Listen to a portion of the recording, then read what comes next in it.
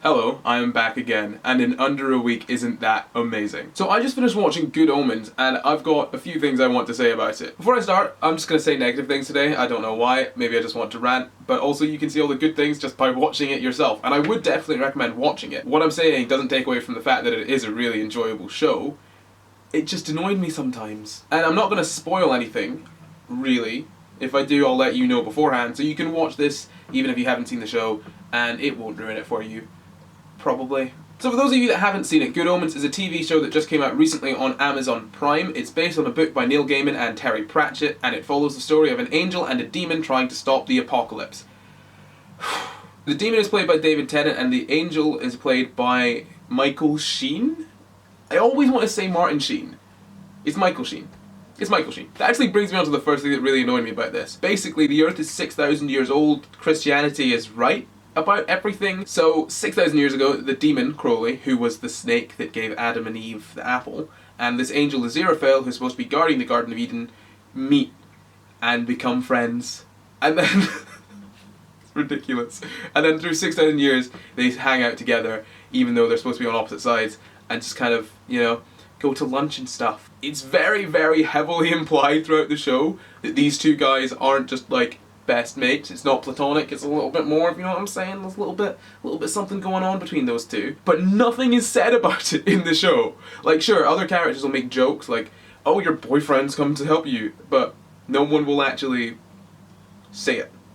By which I mean the two characters themselves never reference it whatsoever. And I'm not trying to say that they should, you know, like, have a graphic sex scene on screen for all to see. All I mean is, if you're going to heavily imply it to that degree and have other characters make the jokes, at least have the balls to actually make it canon. I know what I sound like here, like, make these two gay, but it's actually in the show. Genuinely, like, if you watch the show, you can't see it really any other way, but they don't say it. In this case, it's definitely like queer baiting. If you don't know what that is, I'm not really the one to explain it fully. There's a video here, or here, one of these two places, that will explain what it is for you. If you can't be bothered watching a full video on it, queerbaiting is basically just when writers heavily imply through subtext that characters are gay, without actually explicitly stating it. And it can be good, and it can be bad, but in this case it's fucking annoying. Genuinely, like, it makes you feel like you're going crazy, because you're like, yeah, I mean, that's what I'm seeing, but like, is it? And it's not like this is something that happens with other characters. Like, there are two characters that get together that have no chemistry whatsoever. At all. And in the end, they're just together because it's a man and a woman, let's just put them, it's done. And these other two, who have literally been going against God and Satan for 6,000 years, just to see each other, get nothing. The thing is, it comes off as being kind of what the writers wanted, like that's what they see it as. But it still leaves that little wiggle room for people to deny it, which is strange. If you're gonna do it, just do it. I mean, I don't want to say it's 2019, but it's 2019. Just make him gay, Jesus Christ. Essentially what I'm saying is the main thing that annoyed me about the show is that they didn't make my ship canon. And yep, I feel like I'm back on Tumblr. And for the second thing, while I was talking about the first one with one of my friends, I realised this next one. Like, it hadn't occurred to me watching the show, but it struck me afterwards having a conversation. You watch the show and you're like, hey, this is pretty diverse, you've got a lot of mix of people. But then when you actually look back on it and look at all of the main characters, literally one of them isn't white. There is one woman from Puerto Rico, and that's it. No one else. I mean, there are other characters throughout the story that are not white, but they're not really important characters. Famine is black, which is a whole can of worms I don't want to open. And another, basically Hermione Granger kind of girl is black. There are a few other ones dotted here and there, but none of them are really substantial characters. None of them make up the main cast. They're all secondary or like recurring characters, which is kind of weird.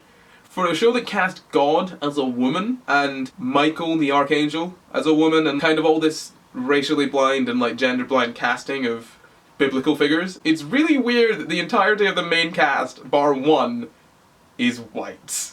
And it's something that you don't notice because they so expertly hide it by having all these other characters throughout that don't really do anything or say anything or have any real semblance to the plot. It just kind of exists. It's really strange. And it's really annoying me that I didn't notice it while I was watching it. And this isn't so much an issue of not diverse casting, so much as just making them all background characters. So overall, you could say that this has a pretty diverse cast, but they're all just so happen to be background characters. So when you look at the actual characters that affect the plot, 3 of them really out of all of them are not white, which is ridiculous. That's so few. And the third thing that bothers me, the biggest thing that bothers me, is Scottish accents. So throughout this thing, there are bad Scottish accents, there are good Scottish accents, and there are no Scottish accents. By which I mean David Tennant is a Scottish man. Let him use a Scottish accent. He's a demon. He doesn't need to have an English accent at all. Just give him his Scottish one. Let David Tennant have his Scottish accent, you cowards. The main perpetrator of a bad Scottish accent is this Witchfinder character. He's this old man who just has an abysmal accent. It sounds like an American doing a bad Scottish accent. And he's in scenes opposite David Tennant, who is an actual Scottish man with an actual Scottish accent. I'm surprised that no one called this out at any point, and it actually got to being on my screen, because it is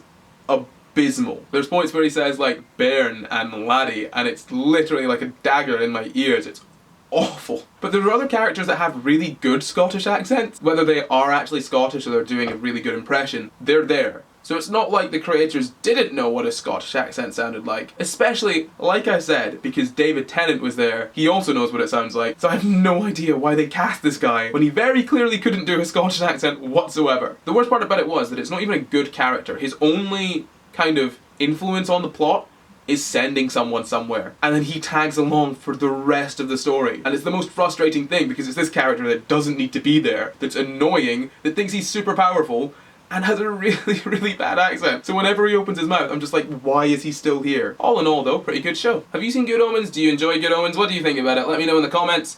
Or don't let me know in the comments, I don't care. I will be back next week with another video, but until then, why not watch one of my old videos or listen to my podcast, and I put the links for that in the description. Bye.